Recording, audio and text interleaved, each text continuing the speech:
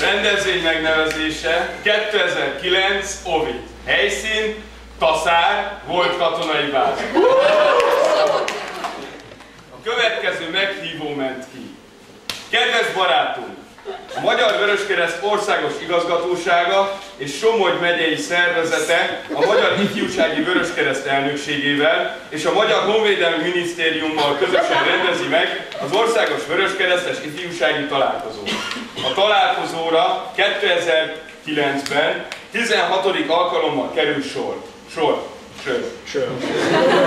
Ahol az ország minden megyéjéből ifjúsági önkéntesek osztják meg tapasztalataikat egymás között.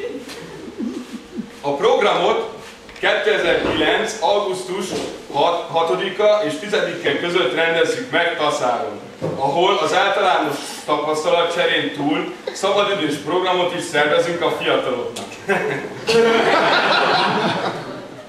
A tábor helyszíne volt katonai kiképzőbázis, Taszár, alakuló tér 1-5. A tábor ideje 2009. augusztus 6-a és 10-e között. Beérkezés 2009. augusztus 3-ától 6-áig. 6-án 3 óráig. Hazautazás 2009. 10-től 13-áig.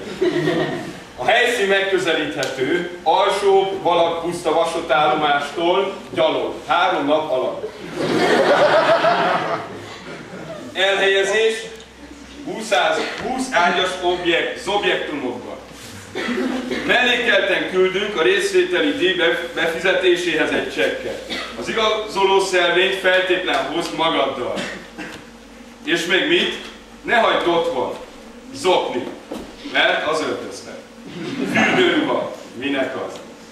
Sportos ruházatot, arra még szükség lehet. Kirándulásra alkalmas cipőt, hát inkább bakancs. Ha van, akkor a gyógyszerei, úgyse lehet ebben. Jegyzetfüzet, az tök felesleges. Toll, úgyse lesz jegyzetfüzet. Tajkártya, hát az fontos. Diákigazolvány, nem lesz rá szükség, a gyaloglás ingyen van. Jó kedv, na ez majd elmúlik. Ásó. A részvételi díj befizetését igazoló csekkszelvényt. Különben ásó. A megyei ifjúsági munkát bemutató anyagot, csak ha van.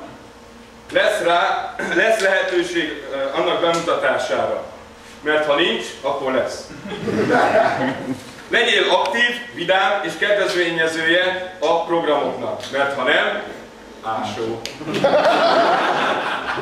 Találkozunk Taszáron, mi már kész vagyunk, és te, hidd el, az leszel. Mert ami jó, az jó. Ha az utazással vagy a programokkal bármilyen kérdésed van, azt felejtsd el. Mellékelten megküldjük a tábor programját és egy térképet az Antarktiszról. Taszár 2009. július. Üdvözlettel, honvédelmi miniszter és a MIF elnöke.